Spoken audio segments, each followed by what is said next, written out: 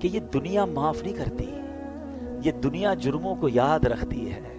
وہ کریم ہے جو ہزاروں لاکھوں جرموں کو جب معاف کرتا ہے تو فرشتوں کو بھی بھلا دیتا ہے، زمین سے گواہ بھی ختم کر دیتا ہے، وہ نامہ اعمال سے بھی ان گناہوں کو مٹا دیتا ہے۔ وہ پنجابی شاعر کہتا ہے نا، ایک گناہ میرے ماں پیو ویکھن مینوں عمری منہ نہ لاوے، کہ ایک گناہ میرا ماں والد اور والدہ دیکھ لینا میری کوئی بڑی غلطی، ساری زندگی منہ نہیں لگاتے۔ ایک گناہ میرے ماں پیو ویکھن مینوں عمری منہ نہ لاوے، لکھ گناہ میرا مالک ویکھے وہ پھر بھی پردے پاوے، وہ پھر بھی پردے ڈال رہا ہے، وہ پھر بھی چھپا رہا ہے، اور ہم ہیں کہ اسی مالک سے دور بھاگتے ہیں۔ اب سنو، کون ہے جو یوں معاف کرتا ہے؟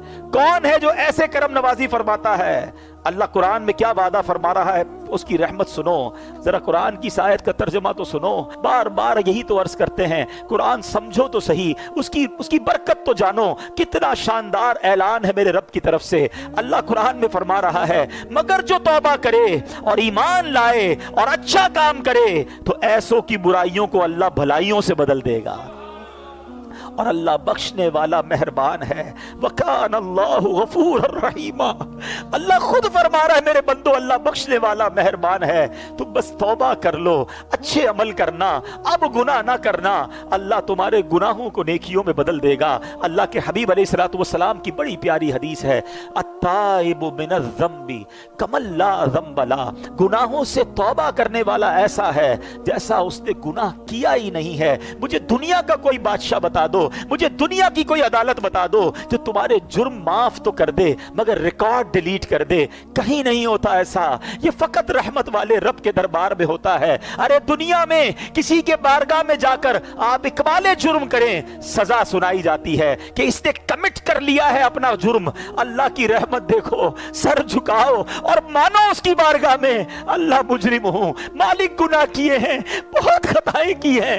اقبال جرم کرنے والے کو، ندامت کرنے والے کو اللہ کیسا معاف فرماتا ہے۔ اللہ کے حبیب فرماتے ہیں کہ توبہ کرنے والا ایسا ہے جیسا ہو جاتا ہے اس نے گناہ کیا ہی نہیں ہے۔ قرآن کی آیت پڑھ کر سنائی ہے کہ اللہ گناہوں کو نیکیوں سے بدل ڈالتا ہے۔ اتنی کمال کی چیز ہے توبہ، اتنا کمال کا کام ہے توبہ۔ اے میرے میٹھے اسلامی بھائیوں، کیوں توبہ نہیں کرتے؟ قرآن تو بار بار ہمیں بلا رہا ہے۔ اللہ کی رحمت، یقین مانو، اللہ کی رحمت جو ہے نا، یہ چاہتی ہے کہ میں اور آپ بخشے جائے، اس کی رحمت بہانے تلاش کر رہی ہے۔ بڑا پیارا جو فارسی کا مقولہ ہے نا، رحمت حق بہا نمی جویت، اللہ کی رحمت بہا یعنی قیمت تلاش نہیں کرتی، رحمت حق بہا نمی جویت، اللہ کی رحمت تو بہانے تلاش کرتی ہے، کسی طرح بندہ بخشا جائے، بس سر جھکا لے، بس معافی مانگ لے، بس رجوع کر لے، بس اچھا ہو جائے، اللہ سے دوستی کر لے، مگر بندہ رب کو راضی کرنے کی فکر نہیں کرتا۔ اب میں آپ کو کچھ حدیثیں سناتا ہوں۔ اللہ کے حبیب علیہ الصلوۃ والسلام فرماتے ہیں کہ اگر تم اتنی خطائیں کرو کہ وہ آسمان تک پہنچ جائیں پھر بھی توبہ کرو تو اللہ عز و جل ضرور تمہاری توبہ قبول فرمائے گا۔ ہمت نہیں ہارنی ہے، گناہ بہت ہو گئے، ہم جانتے ہیں بڑے گناہ ہیں، مگر یہ گناہ ہمیں پتہ ہے بہت زیادہ ہے، اللہ کی رحمت کے آگے کچھ نہیں ہے، اس کے خزانے بہت بڑے ہیں۔ اللہ کے حبیب علیہ الصلوۃ والسلام فرماتے ہیں کہ اللہ فرماتا ہے، حدیث قدسی ہے، اے میرے بندو، تم رات دن گناہوں میں بسر کرتے ہو اور میں گناہوں کو بخشتا رہتا ہوں اور مجھے کچھ پرواہ نہیں، پس تم مجھ سے بخشش طلب کرتے رہو، میں تمہیں بخشتا رہوں گا۔ یعنی وہ تو بخشش کرنا چاہتا ہے۔ پنجابی شاعر کہتے ہیں نا، رحمت دا دریا الہی ہر دم وگدا تیرا، جے ایک قطرہ بخشے مینوں، بس ایک قطرہ ہی چاہیے، میں اور آپ اور ہمارے گناہ اس کی رحمت کے آگے کچھ نہیں، ایک قطرہ ہی اس کی رحمت کا بہت ہے۔ جے ایک قطرہ بخشے مینوں کم بڑھ جاوے میرا، عدل کرے تے تھر تھر کمبن اچیاں شانہ والے ہیں۔ اے اللہ، اگر تو نے انصاف کیا نا تو ہم تو گئے، ہم انصاف کے سوالی بن کر نہیں بیٹھے آج کی رات۔ اگر تو عدل کرے گا تو جن کے نام بھی بڑے بڑے ہیں نا ان کی بھی حالت خراب ہو جانی ہے۔ عدل کرے تے تھر تھر کمبن اچیاں شانہ والے، مولا فضل کرے تے بخشے جاسن میں ورگے منہ کالے، بس اللہ تیری رحمت کے سوالی ہیں، اور وہ رب خدا کی قسم رحمت برسانا چاہتا ہے، وہ چاہتا ہے ہم بخشے جائیں، وہ چاہتا ہے ہم معاف کر دیے جائیں۔ ایک شخص نبی پاک علیہ الصلوۃ والسلام کی بارگاہ میں آیا، اعرابی، ایک گاؤں کا بندہ تھا، بھولا بھالا سا آدمی تھا۔ کہتا ہے یا رسول اللہ یہ بتائیے قیامت کے دن مخلوق کا حساب کون لے گا؟ اللہ کے حبیب فرماتے اللہ لے گا۔ یا رسول اللہ کیا اللہ خود حساب لے گا؟ نبی پاک نے فرمایا ہاں اللہ خود حساب لے گا۔ تو وہ مسکرا دیا، گاؤں کا بندہ ہنسنے لگا۔ تو نبی پاک علیہ السلام نے مسکرانے کی وجہ پوچھی کہ تم نے پہلے تو حساب کتاب کی بات کی، قیامت کے بارے میں سوال کیا، میں نے رپلائی دیا تو مسکرانے لگے۔ تو وہ کیا کہتا ہے کہ کریم جب کسی پر قدرت پاتا ہے نا تو معاف کر دیتا ہے، اور جب حساب لیتا ہے تو درگزر فرماتا ہے۔ اللہ سے بڑا کریم کون ہے؟ اگر اسی نے حساب لینا ہے تو پھر تو خیر ہی خیر ہے نا۔ تو اب نبی پاک علیہ السلام نے رپلائی کیا دیا کہ اعرابی نے سچ کہا، جان لو اللہ عز و جل سے بڑا کریم کوئی نہیں، وہ سب کریموں سے بڑھ کر کریم ہے۔ بیسیکلی جو ہے نا وہ کنیکشن ریکوائرڈ ہے، وہ بھروسہ ریکوائرڈ ہے، وہ محبت اللہ سے ریکوائرڈ ہے۔ پھر اللہ تو کریم ہے، کریموں سے بڑھ کر کریم ہے، اسی نے تو کریمی سکھائی ہے۔ علماء لکھتے ہیں کہ ماں کے دل میں جو بچے کے لیے رحمت ہوتی ہے نا، اور جانور بھی اپنے بچوں سے جو پیار کرتے ہیں، اللہ کی 100 رحمتیں ہیں، اللہ نے ان 100 رحمتوں میں ایک رحمت دنیا میں اتاری ہے، اور اس ایک رحمت کی برکت سے ماں بچوں سے پیار کرتی ہے، جانور اپنے بچوں سے پیار کرتے ہیں، باپ اپنے بچوں سے پیار کرتے ہیں۔ وہ 99 رحمتیں اللہ نے قیامت کے دن کے لیے بچا رکھی ہیں۔ یہ اس دن کرم نوازی فرمائے گا، اس دن اپنے بندوں کی بخشش فرمائے گا، ایسا کریم مولا ہے۔ اے میرے میٹھے اسلامی بھائیوں، ایک بار نبی پاک علیہ الصلوۃ والسلام کی بارگاہ میں قیدیوں کو لایا گیا، تو ایک عورت بھاگ رہی تھی، اس کا بچہ اس سے گم ہو گیا تھا۔ دوڑتے دوڑتے دوڑتے اس کو بچہ نظر آیا، اس کو لیا، سینے چپکایا، دودھ پلانے لگی۔ بس ماں کو بڑے ٹائم بعد بچہ ملے، کیا کیفیت ہوتی ہے؟ اللہ کے حبیب فرماتے ہیں اللہ تعالیٰ اپنے بندوں پر اس سے کہیں زیادہ رحم و کرم فرماتا ہے جتنی یہ ماں اپنے بچے پر مہربان ہے۔ یہ وہ باتیں ہیں جو ہمارے دل میں ہونی چاہیے۔ انفارچونیٹلی ہم اللہ سے ہی بدگمان ہو جاتے ہیں، اللہ مجھے کچھ دیتا نہیں ہے، اللہ نے مجھے کچھ دیا نہیں ہے، اللہ سے کیا مانگوں جناب، کچھ ہوتا تو ہے نہیں۔ یہ نہ کیا کرو، اللہ سے دوستی کر لو۔ اللہ سے بڑھ کر ہم پر کوئی کرم نواز نہیں، اسی نے سب کچھ دیا ہے۔ ہماری ایک بات کوئی نہ مانے نا، ہم اس سے ناراض ہو جاتے ہیں، 2-3 بار نہ مانے تو اس سے دوستی ختم کر دیتے ہیں، نوکری سے نکال دیتے ہیں، بچہ زیادہ تنگ کرے بچے کو باپ گھر سے نکال دیتا ہے۔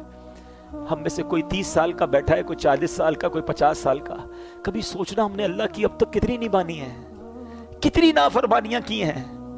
کبھی ایسا ہوا کہ یار آج نظر نہیں آ رہا، کیوں؟ بس یار وہ صبح حرام دیکھ لیا تھا، اللہ نے آنکھیں لے لی ہے، آج سنائی نہیں دے رہا کچھ۔ بھائی کیوں سنائی نہیں دے رہا؟ آج صبح اللہ کی نافرمانی کی، حرام سن لیا، اللہ نے کان دیے تھے، اسی نے سماعت واپس لے لی۔ یار آج کچھ میں بول نہیں پا رہا ہوں، اشارے کر رہا ہوں، کیوں؟ بس وہ جھوٹ بول دیا، حرام بول دیا، گالی نکالی، اللہ نے زبان واپس لے لی۔ وہ کچھ واپس نہیں لے رہا، وہ دیے جا رہا ہے، ہم اس کی نافرمانی کیے جا رہے ہیں، مگر کیوں توبہ نہیں کرتے؟ کیوں اس کو راضی کرنے کی طرف نہیں آتے؟ اے میرے میٹھے اسلامی بھائیوں، آج میں یہ چاہتا ہوں ہم سب مل کر اپنی زندگی کا ایک نصب العین بنا لیں، اپنی زندگی کا ایک ٹارگٹ بنا لیں کہ میں نے اگر سب سے زیادہ کسی سے محبت کرنی ہے تو اپنے رب سے کرنی ہے۔ میں اپنے رب کا بندہ ہوں، وہ میرا خالق ہے، وہ میرا مالک ہے، اس کی مہربانیاں ہیں مجھ پر، وہ خطاؤں پر بھی عطائیں برسا رہا ہے، وہ میرے عیبوں پر پردہ ڈال رہا ہے، پھر میں اسے کیوں ناراض کروں؟ دیکھو اللہ کی نافرمانی سے بچنے کے 2 طریقے ہیں۔ ایک تو یہ ہے کہ بندہ اس لیے نافرمانی نہ کرے کہ وہ عذاب میں ڈالے گا، خوف سے، ڈر سے بندہ اللہ کی فرما برداری کرے، یہ ٹھیک ہے جو کرتا ہے، مگر اس سے اپر لیول پتہ ہے کیا ہے؟ کہ اللہ کی محبت میں اللہ کی نافرمانی نہ کرے، میرا رب ناراض نہ ہو جائے، اتنا کریم اتنا پیارا رب وہ مجھ سے ناراض ہو جائے، میں ایسے کام کروں جس سے وہ ناراض ہو جائے، یہ کام نہیں کرنا۔ میرے میٹھے اسلامی بھائی، وہ کیسا گناہوں کو معاف کرنے والا ہے۔ حضرت موسیٰ علیہ السلام کا دور تھا، اور اس دور میں بارش نہیں ہو رہی تھی، حضرت موسیٰ علیہ السلام نے پورے گاؤں کے شہر کے لوگوں کو جمع کیا اور ایک بڑے میدان میں چلے گئے. Approximately 70,000 people over there. دعا ہونے لگی, بارش نہیں ہوئی, بادل بھی کوئی نہیں آیا, وہی دھوپ. آپ کلیم اللہ ہیں, آپ نے اللہ سے عرض کی مولا بارش نہیں ہو رہی, مولا کریم کرم فرما. تو ارشاد ہوا اے موسیٰ اس مجمع میں ایک بندہ ایسا ہے جو 40 سال سے میری نافرمانی کر رہا ہے, مجھے ناراض کر رہا ہے. اے موسیٰ جب تک یہ بندہ اس مجمع میں ہے بارش نہیں ہونی. حضرت موسیٰ نے کہا یا اللہ میں کیسے اس بندے کو تلاش کروں؟ کہا موسیٰ تم آواز لگاؤ, اے وہ بندے جو اللہ کی نافرمانی کرتے ہو نکل جاؤ مجمع سے. کہا یا اللہ 70,000 لوگ ہیں, میری آواز کیسے پہنچے گی؟ ارشاد ہوا موسیٰ آواز لگانا تمہارا کام ہے, پہنچانا ہمارا کام ہے. حضرت موسیٰ کھڑے ہو گئے, کہا اے لوگوں تمہارے اندر ایک بندہ ہے جو 40 سال سے اللہ کی نافرمانی کر رہا ہے, خدا کے واسطے اس مجمع سے نکل جا, تو وہ بدبخت ہے جس کی وجہ سے بارش نہیں ہو رہی. اب وہ بندہ جو تھا وہ مجمع میں ہی تھا, وہ سمجھ تو گیا کہ بات تو میرے بارے میں ہو رہی ہے, میں ہی ہوں جو 40 سال سے اللہ کی نافرمانی کر رہا ہوں. پہلے اس نے رائٹ دیکھا, پھر اس نے بائیں دیکھا, شاید کوئی اور ہو, کوئی نہیں کھڑا ہوا. اب اس نے کیا کیا؟ سنو توبہ کس کو کہتے ہیں. توبہ کے لیے کوئی اجتماع کرنے کی ضرورت نہیں ہے, کوئی بہت بڑا اہتمام کرنے کی ضرورت نہیں ہے, بس ایک کنیکشن چاہیے, یہ سیکنڈوں میں ہو جاتی ہے. وہ دل کی کیفیت ریکوائرڈ ہے. اس بندے نے کیا کیا سنو, کہتا یا اللہ آج مجھے ذلیل ہونے سے بچا لے, میں مانتا ہوں میں ہی وہ ہوں جس کی وجہ سے بارش نہیں ہو رہی ہے. میں نے 40 سال تیری نافرمانی کی ہے, مگر اے اللہ اگر آج میں کھڑا ہو گیا پورے شہر والوں کو پتہ چل جائے گا کہ میں وہ بدبخت ہوں جس کی وجہ سے بارش نہیں ہو رہی. بس اللہ آج بچا لے, آج ذلیل ہونے سے بچا لے. اب وعدہ کرتا ہوں نہیں کروں گا. پتہ کیا ہوا؟ بادل آئے اور بارش برسنا شروع ہو گئی. حضرت موسیٰ نے کہا یا اللہ بندہ تو کوئی نہیں گیا, نکلا تو کوئی نہیں, اے اللہ یہ بارش کیسے ہو گئی؟ اللہ نے کیا فرمایا کہ موسیٰ اس بندے نے مجھ سے دوستی کر لی ہے. میرا بندہ جو میری نافرمانی کرتا تھا نا اس نے دوستی کر لی ہے. سنو حضرت موسیٰ کیا کہتے ہیں, کہتے ہیں یا اللہ اب وہ بندہ تو ملا دے جس نے تجھ سے دوستی کر لی, میں اس سے ملنا چاہتا ہوں. سنو میرے رب کا فرمان. رب فرماتا ہے موسیٰ جب میرا وہ نافرمان تھا میں نے اس کو پھر چھپائے رکھا تھا, اب تو فرما بردار ہو گیا کہ تجھے کیسے بتا دوں وہ کون ہے. یہ ہے توبہ. کیا کیا اس نے کوئی اجتماع نہیں کیا, کوئی دعائیں لمبی چوڑی نہیں کی, بس الندم التوبہ, شرمندگی توبہ ہے, سچی توبہ. بس اب نہیں کروں گا, یہ کمٹمنٹ ہونا چاہیے. ایسا ہی ایک واقعہ حضرت عمر رضی اللہ تعالیٰ عنہ کا دور ہے. حضرت عمر کا جلال, آپ کی عدالت ہے. ایک بار آپ جا رہے ہیں, ایک بندہ سامنے سے آیا, اس کے ہاتھ میں شراب کی بوتل. حضرت عمر ہو اور شرابی شراب کی بوتل کے ساتھ پکڑا جائے تو گیا نا ریڈ ہینڈڈ. حضرت عمر نے کہا بتاؤ کیا ہے. اس نے بوتل چھپا لی, بتاؤ کیا ہے. وہ بندہ کہتا ہے حضور اس میں سرکہ ہے. تھی شراب, کہتا ہے حضور اس میں سرکہ ہے. حضرت عمر نے کہا دکھاؤ کیا ہے اس میں. آپ ذرا تصور کیجئے, امیجن کیجئے, ایک بندہ سامنے کھڑا ہو, حضرت عمر یہاں کھڑے ہیں, وہ بندہ سامنے کھڑا ہے. یہ کتنی دیر کی بات ہے, کتنی دیر کی کانورسیشن ہے, سیکنڈز. بوتل ہاتھ میں چھپائی ہوئی ہے, کہ دکھاؤ کیا ہے. اس شرابی نے کیا کیا, اس نے اسی وقت اللہ کو پکارا, اے اللہ آج بچا لے, اے اللہ عمر کے آگے ذلیل ہونے سے بچا لے, اب شراب نہیں پیوں گا, اے اللہ آج پکڑا گیا تو مارا جاؤں گا, بس آج بچا لے مالک. اس میں کتنی دیر لگی ہوگی. Try to understand this procedure of توبہ, ریپنٹنس. بس اس نے یہی تو کہا اور ڈرتے ڈرتے بوتل بڑھا دی حضرت عمر کے ہاتھ میں. حضرت عمر دیکھتے ہیں تو اس میں شراب نہیں, اس میں سرکہ ہے. وہ پردے ڈالنے والا ہے, وہ ستار ہے, مگر بندہ کتنا عجیب ہے. ہم رات کو گناہ کریں نا, اللہ صبح نہیں بتاتا لوگوں کو, پردہ ہوتا ہے. مگر آج حال یہ ہے کہ لوگ خود بتاتے ہیں کہ میں نے فلاں کام رات کو کیا تھا, میں فلاں غلط جگہ پر گیا تھا. اب تو خود حرام دیکھتے پھر شیئر کرتے ہیں. اللہ ستاری فرما رہا ہے, ستار ہمارے پردے ڈال رہا ہے, مگر اتنی بے باکی ہو گئی, اتنی جرتیں ہو گئیں کہ حرام دیکھا ہے میں نے, اب تم بھی دیکھ لو, فلاں فلم دیکھی, فلاں گانے دیکھے, فلاں میں نے ذرا ایک فورجری کا, میں نے ایک جوئے کا طریقہ سیکھا, تم بھی سیکھو. گناہ خود بھی کرنے, لوگوں کو بھی گناہوں پہ لگانا ہے. اپنی کالر ٹیون میں میوزک ڈھونڈ کے لگاتے ہیں کہ میں سویا رہوں, مجھے کال کرو, تم گانے سنو, مجھے گناہ پہنچاؤ, تھوڑے گناہ اور چاہیے. استغفر اللہ. سوچتے نہیں, شیئر کرتے وقت, آگے بڑھاتے وقت ہم مر جائیں گے, یہ چیزیں باقی رہیں گی. وہ لوگ جو آج ویڈیو بنا کر ڈال رہے ہیں, تھوڑے لائکس مل جائیں, تھوڑے فالوور مل جائیں, تھوڑا پاپولر ہو جاؤں, تم سوچتے نہیں دنیا والے لائک کرے اور اللہ کی بارگاہ سے تم ان لائک ہو گئے, اللہ کے رسول نے تمہیں ان لائک کر دیا تو کدھر جاؤ گے؟ وہ کام مت کرو. خدا کی قسم, ساری دنیا میں مجھے کوئی لائک نہ کرے, میرا اللہ مجھے پسند کر لے, اللہ کے حبیب مجھے پسند کر لے, مجھے بہت ہے, مجھے نہیں چاہیے, کسی کا لائک نہیں چاہیے. لوگ راضی ہو جائے, اس چکر میں لوگ اپنے مالک کو ناراض کر رہے ہیں. کیوں نہیں سوچتے ہمیں بخشنے والا وہی ہے. کتنی خوبصورت دعا ہے, لا یغفر الذنوب الا انت, یا اللہ, اللہ تیرے سوا کوئی نہیں جو گناہ بخشے.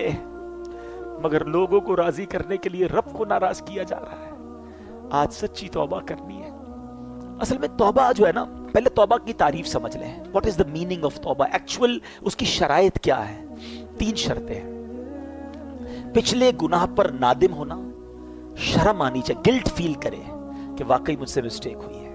سیکنڈلی, اس وقت اس گناہ کو چھوڑ دے کہ اب نہیں کروں گا, اور آئندہ نہ کرنے کا پکا ارادہ کرے. ہماری توبہ بھی بعض اوقات تو ایسی ہوتی ہے جس کی مزید توبہ کی عادت ہے. یا اللہ میری توبہ, یا اللہ توبہ ہے, اب نماز یا اللہ پڑھوں گا, کل فجر پڑھنے کا پلان نہیں ہے پھر بھی توبہ کر رہے ہیں. یا اللہ حرام نہیں دیکھوں گا, کل دیکھنے کے لیے فلمیں لے کر رکھی ہوئی ہیں. یہ توبہ نہیں ہے. توبہ کی تو اب نہ کرنے کا پکا ارادہ, گناہ چھوڑ دے. ہاں, پھر اللہ پاک ہمیں بچائے شیطان, پھر اگر گناہوں کی طرف لگا دے تو پھر توبہ کرے, لیکن توبہ کرتے وقت پکا ارادہ ہونا چاہیے. یہ توبہ ہے. اچھا, اب آتے ہیں, اتنے فضائل ہیں پھر توبہ کیوں نہیں کرتے؟ اس کی کئی ریزن علماء نے لکھے. ایک ریزن پتہ کیا ہے؟ گناہوں کی جو لذت ہے نا وہ ڈائریکٹ مل جاتی ہے, ثواب کا انعام تو ملتا نہیں ہے. انسان جو ہے نا, اس کی سائیکی کیا ہے, جو کیش ملتا ہے نا وہ لے لیتا ہے, اور جو بعد میں ملنے والا ہے اس کو چھوڑ دیتا ہے.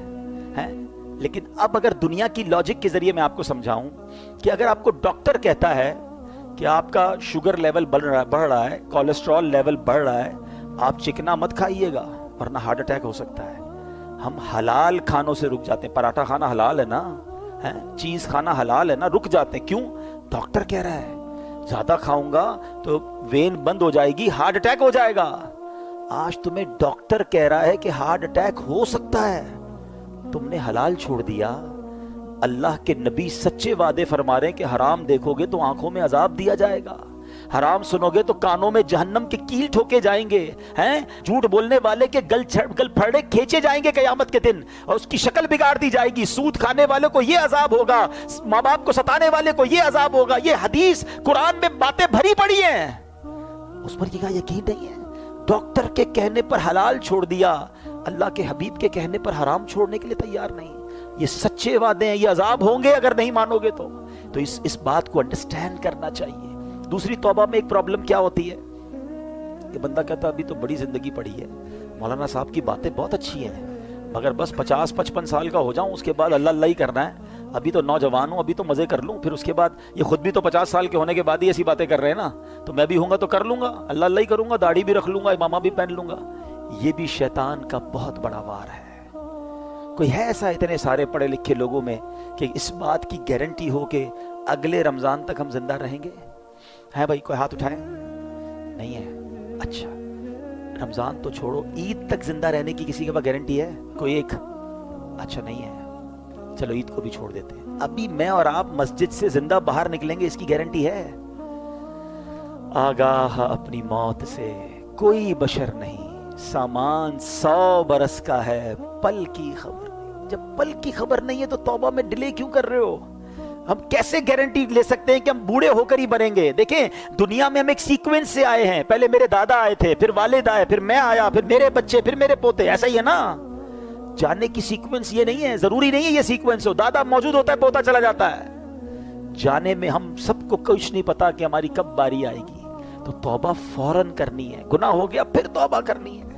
ایک اور شیطان کا وار کیا ہوتا ہے کہ یار توبہ تو کر لوں گا، اگر توبہ کر لی نا تو پھر مزہ نہیں رہے گا لائف میں، یار یہ جو انجوائمنٹ ہے، پارٹی شارٹی ہے، فلمیں ڈرامے گانے باجے اور حرام چیزوں میں جو مزہ ہے یہ سب ختم ہو جائے گا، اللہ اللہ کرتا رہوں گا تو بور ہو جائے گی لائف۔ یہ بھی نوجوانوں کو شیطان ایک بات سناتا ہے، سمجھاتا ہے۔ اب ذرا اس کا جواب سن لینا، اس کو ایک ایگزامپل کے ذریعے سمجھاتا ہوں۔ دو دوست ہیں اور ایک دوست ہے جو ویجیٹیرین ہے۔ ویجیٹیرین سمجھتے ہیں؟ سبزی کھاتا ہے، وہ گوشت کھاتا ہی نہیں۔ اس کے دوست کہ یار کبھی تو چکن کھا لے یار، اتنی بڑی نعمت ہے، کبھی تو مٹن۔ کہتا نہیں بھائی، اس دال میں جو مزہ ہے نا، پالک میں جو مزہ ہے، سلاد میں جو مزہ ہے، اس کے علاوہ لائف میں کچھ بھی نہیں ہے۔ ایک دن دوستوں نے پلان کیا، اس کو پکڑا اور زبردستی اس کو چکن کھلا دی۔ چکن کھائی کر تھوڑی اور کھلاؤ یار، یار یہ تو بڑی کمال کی، میں ساری زندگی سبزی ہی کھاتا رہا، ہٹاؤ اس کو، ذرا مٹن چکھاؤ۔ ہوئے ہوئے اور بڑی نعمت۔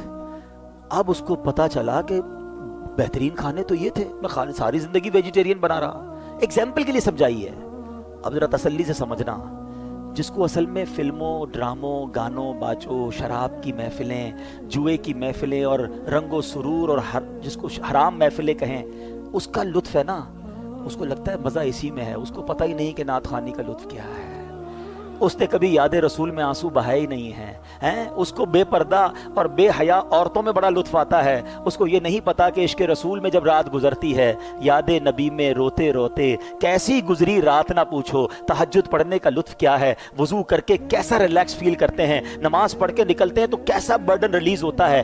پرابلم یہ ہے کہ جس نے گناہوں والی لائف گزاری ہے وہ سمجھتا ہے مزہ ہی اسی میں ہے۔ ارے اس میں مزہ نہیں ہے، کیونکہ مجھے اور آپ کو رب نے بنایا ہے۔ دنیا کا دستور ہے، مینوفیکچررز نوز ویری ویل، بنانے والا بتاتا ہے کہ اس چیز کا فنکشن کیا ہے۔ آپ جب کوئی گاڑی خریدتے ہیں ساتھ ایک کتاب آتی ہے، گھڑی خریدتے ہیں چھوٹی سی بک آتی ہے، اس کے فنکشنز کیا ہیں، کون سا بٹن کیا ہے۔ مجھے اور آپ کو کس نے بنایا ہے؟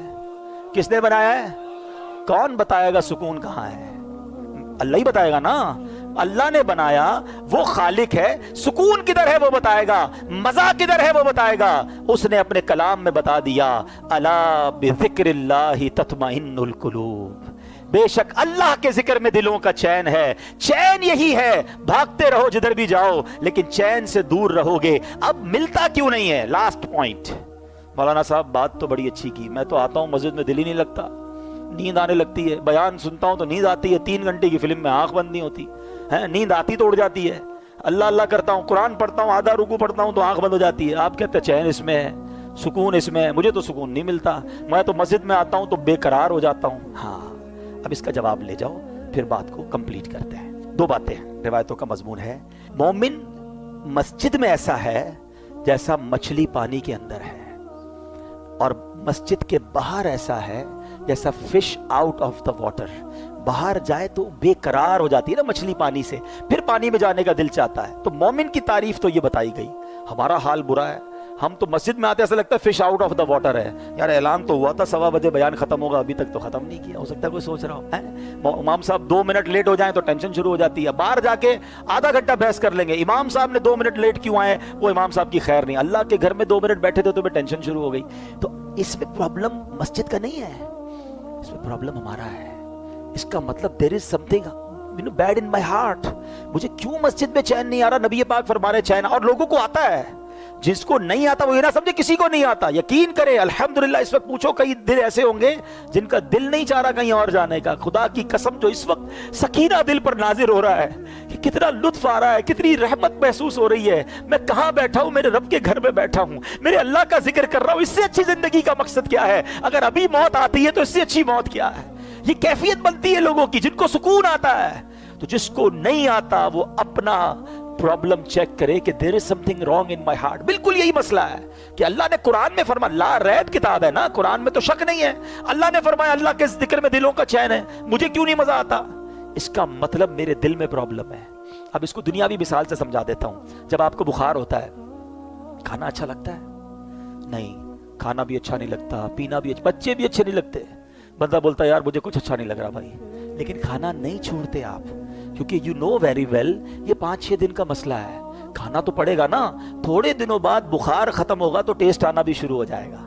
بالکل یہی کانسیپٹ یہاں سمجھ لو، سجدے میں دل نہیں لگ رہا، نماز میں دل نہیں لگ رہا، تلاوت میں دل نہیں لگ رہا، کرتے رہنا، جس دن گناہوں کی بیماری دور ہوئی تمہیں سجدوں کی لذت ملنا شروع ہو جائے گی، تمہیں تلاوت کا سکون ملنا شروع ہو جائے گا، ہاتھ اٹھاؤ گے تو آنسو بہنا شروع ہو جائیں گے، نبی پاک کا نام لوگے تو تمہارا دل بے قرار ہو جائے گا، ذکر مدینہ ہوگا تو تمہاری آنکھیں بہنا شروع ہوگی۔ پرابلم یہ ہے ابھی بیمار ہے، ابھی دل پر گناہوں کا ورق چڑھا ہوا ہے، چھوڑ کے مت جانا مسجد، اللہ سے دور مت جانا، آج توبہ کر کے جانا ہے۔ میں اپنے دل کی کیفیت کیا بتاؤں، جیسے جیسے رمضان جا رہا ہے دل پر ایک خول طاری ہو رہا ہے کہ یہ مسجدیں پھر ویران ہو جائیں گی، پھر لوگ دور چلے جائیں گے، کیا اس بار بھی ایسا کرو گے؟ کیا اس بار بھی اللہ سے دور ہو جاؤ گے، اس رحمان کے در سے دور ہو جاؤ گے؟ ایسا مت کرنا، اس بار اپنی زندگی کا اس رمضان کو تاریخی اور ٹرننگ پوائنٹ بنا دو، اس بار اللہ سے میں دور نہیں جاؤں گا، اس بار میں جڑا رہوں گا۔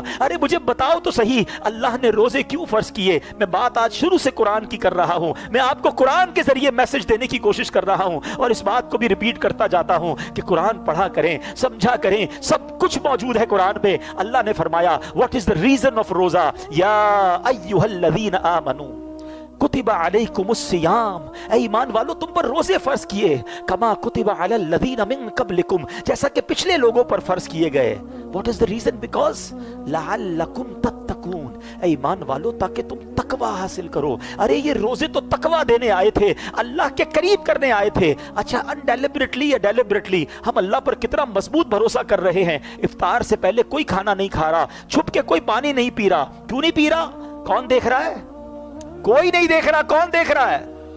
ارے تمہیں اتنا بھروسہ اللہ دیکھ رہا ہے، پیاس لگی ہے پھر بھی جوس نہیں پی رہے، فروٹ نہیں کھا رہے، وضو کر رہے ہو کلی اندر نہیں ڈالنے دے رہے، ایک قطرہ گلے میں نہ چلا جائے، وضو خانے پہ بھی کوئی نہیں دیکھ رہا، مگر کون دیکھ رہا ہے؟ جب اللہ دیکھ رہا ہے تم پانی نہیں پی رہے، کھانا نہیں کھا رہے، کیا وہ رب رمضان کے بعد نہیں دیکھے گا کہ تم نماز نہیں پڑھ رہے، تم مسجد سے دور ہو گئے، تم حرام کاموں میں چلے گئے ہیں؟ پلیز، یہ رمضان بیسیکلی نیٹ پریکٹس سمجھتے ہیں نا بچے، سمجھیں گے کہ پہلے نیٹ پریکٹس ہوتی ہے تاکہ بڑے مقابلے کے لیے آپ تیار ہوں۔ رمضان میری اور آپ کی شیطان سے فائنل فائٹ کے لیے نیٹ پریکٹس کرائی گئی کہ 30 دن بند کر دیا، مہینہ پورا اسے، اے میرے بندو نمازیں پڑھ لو، تلاوت کر لو، تقوی حاصل کر لو، اب تیار ہو جاؤ، تمہارا مقابلہ ہونے والا ہے۔ مگر لگتا ایسا ہے کہ پہلی رات ہی بولڈ ہو جاتے ہیں، ادھر چاند نظر آیا ادھر مسجد ویران۔ کیا اس بار بھی ایسا کرو گے؟ بولتے نہیں ہم، لیکن کیا میسج جا رہا ہے؟ شیطان تو بند تھا نا، تب ہم اللہ کے بندے تھے، اب تو آزاد ہو گیا، ہم تیرا استقبال ویلکم کریں گے تجھے، اب تیری رضا والے کام کریں گے۔ یہ اللہ کو ناراض نہیں کرتی ہوں گی باتیں؟ یہ انداز، یہ سٹائل، یہ میسج، ارے دو شیطان کو جواب کہ تجھے اب جو کرنا ہے کر لے، ہم اب اللہ کے قریب ہو گئے ہیں، ہمارا ایمان مضبوط ہو گیا ہے، اب تو نہیں بہکا سکے گا ہمیں۔ مرد ہو تو لو نا چیلنج کہ کچھ بھی ہو جائے، آج کے بعد میری کوئی نماز قضا نہیں ہوگی، رمضان کے بعد بھی قضا نہیں ہوگی، ہم حرام روزی کے قریب بھی نہیں جائیں گے، حرام نہیں دیکھیں گے، حرام نہیں سنیں گے، حرام نہیں بولیں گے، ہاں پھر مانگیں گے اللہ سے، اللہ توبہ کی تو ہے، بچانا تو نے ہے، ہم کمزور ہیں، ہم نے پہلے بھی توبہ کی، شیطان کھینچ لیتا ہے، ڈال دیتا ہے گناہ میں، اللہ تو مدد کرنا، ہماری کمزور ہے، شیطان کے واروں سے تو ہی بچائیو مالک، یہ ہم اللہ سے مانگیں گے، مگر پہلے دل کی گہرائیوں سے توبہ تو کرے نا، اللہ کے قریب ہونے کا وعدہ تو کرے نا۔